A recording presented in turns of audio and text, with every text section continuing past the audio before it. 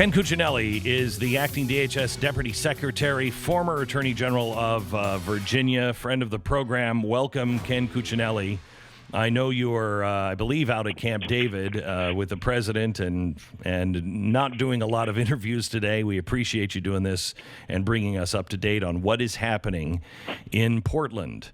It is being spun in the press as though we folded, the federal government folded. Can you tell me what happened? Well, it's if I can fold by getting the other side to do what I want them to do every time, I'm all in.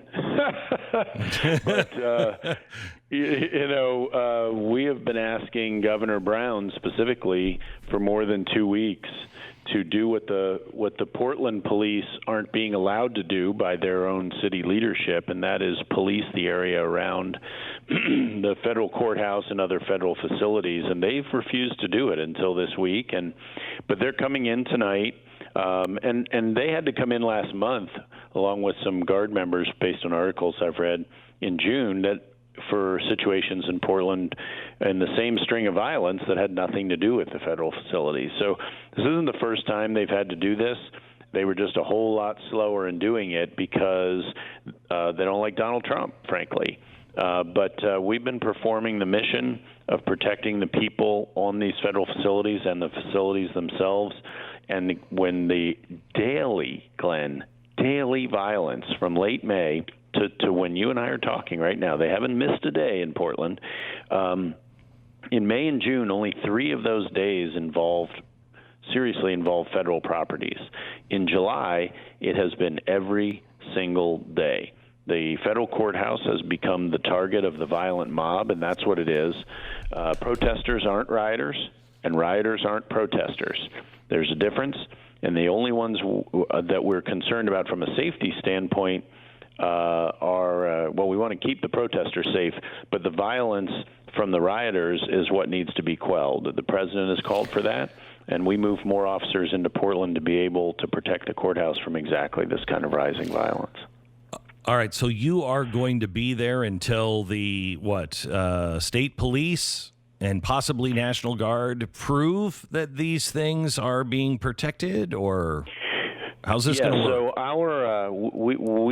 the Federal Protective Service, which is a little-known part of the Department of Homeland Security, has been protecting this courthouse since it was built in 1997. We're not leaving Portland ever.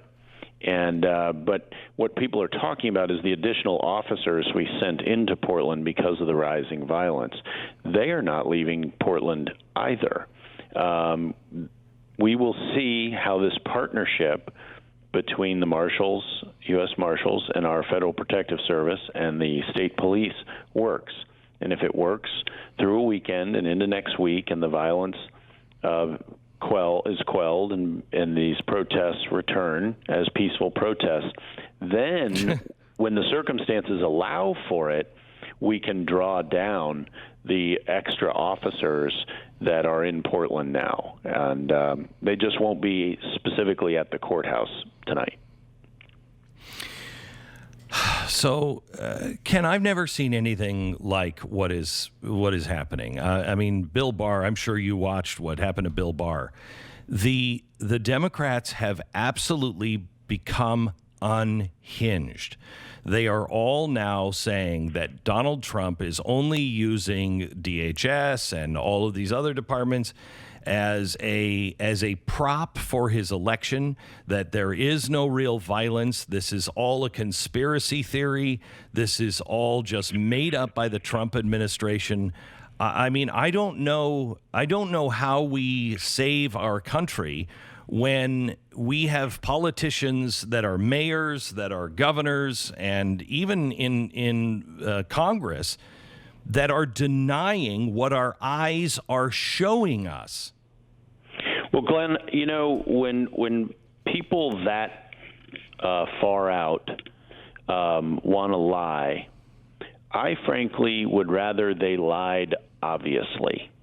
I have faith in the wisdom of the American people, and I have faith that they can use their own eyes and determine that so many of the people you have cited to, starting right there locally with the mayor of Portland, have lied knowingly and intentionally, and in the case of the mayor of Portland, encouraged violence, incited it.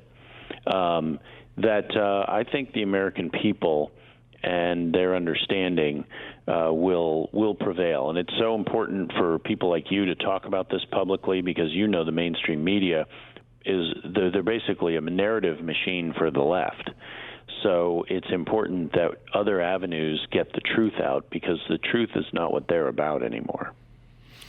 Well, we're fighting for our lives. I mean, honestly, many of us in my industry have been talking, on the phone and behind closed doors. Many of us are convinced that if Donald Trump loses this election, we're done. I mean, there's just no way. I mean, they're already silencing our voices online. They are going after anybody who has a differing opinion. We are so close to losing the First Amendment. We've already lost parts of it, in my opinion, that I don't know how we continue to get the word out. Yeah, and we do have our various avenues, but we have to keep fighting, as you note and as you do. Yes. But there's no question. The people we're up against, they do not believe in free speech. That is the last thing they believe in. They believe in forced agreement with their radical Marxist perspective, and they will do it by force. And they've demonstrated they do not care if they kill people, they don't care if they hurt people, they don't care if they destroy businesses or communities. They will impose. As Eric Erickson long ago said on Red State, you will be made to care. We will be forced to conform. That is part of their goal. And it's why it's so important that we at DHS and the president not have backed down in Portland or anywhere else in the country, that we impose the necessary circumstances for peace, which is exactly what we've done in Portland. And if those circumstances are achieved, then our goal will have been achieved. That is what victory looks like. And there's nothing wrong with a win-win. I have no problem with the State Police of Oregon getting credit for helping to bring peace to Portland when they actually come and help do it. And they are finally becoming our partners in that effort. And if that's achieved, we'll have been the ones who held the line throughout July in the complete absence of Governor Brown and her readily available officers and National Guard if she chose to use them. Ken, we're talking to Ken Cuccinelli. He is the acting DHS Deputy Secretary. Ken, 2 weeks ago, my staff produced the documents that showed that radicals in the Islamic world are actually over here now teaming with BLM and Antifa in things like Portland, and they are attempting to make this a global intifada. I haven't seen anyone else talk about this, but you're seeing it in the press. You're seeing it from the governor. You're seeing it from the mayors of some of these cities, where they are now talking about the federal government coming in and being an occupying force. This is exact rhetoric from the Palestinian radicals. Are you at DHS? Are you looking into those connections? Are we going to see more than just we're looking into it? Are we going to actually start to see arrests being made and connections made? Well, of course, the basic arrests have been being made. We've made almost 100 of them in Portland alone this month. But the connections you're talking about, first of all, let's be candid. Our enemies around the world relish this. I remember looking up the viral video of the perfectly legitimate detention by CBP officers of a guy who matched the description of someone who'd assaulted federal officers. And when I Googled it, the very first article 14 hours old, was by RT.com. And I know you know what that is, but for your listeners, that's Russia. That is Putin's pals. And anybody who thinks they're really friendly with the president, you can read that article. They drive both sides. What Russia's about is destabilization. What Iran is about is destabilization. China, would like their pals in all these offices, people who'll just let them sell more stuff. But for many around the world, including the jihadists who have sharpened their marketing skills in the last 10 years, they grab this stuff and they use it. And the language is strikingly similar frequently to what you hear coming out of people on the left. And, whether that's coincidence or whether that's intentional, I don't know at this point. But I'm sure there are, across the country, not just in Portland, there are hundreds of investigations running, and we're trying to run those connections backwards. And as we do, we'll press into each one. But I can't jump ahead of that right here as we talk on the radio. Is there any? Do you have any thoughts on what Bill Barr faced? Well, yes. I mean, this week, frequently hearings, especially in the House, are just kind of a joke. I heard it. Martha McCollum said he should have just put up a paper picture of Bill, and they could have just yelled at it.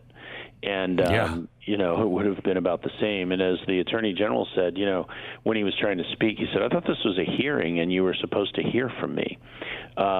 Look, I've been in these in the House, and they've made up a phrase, I take back my time. And they've made this phrase up. It really means nothing to anybody outside of that building.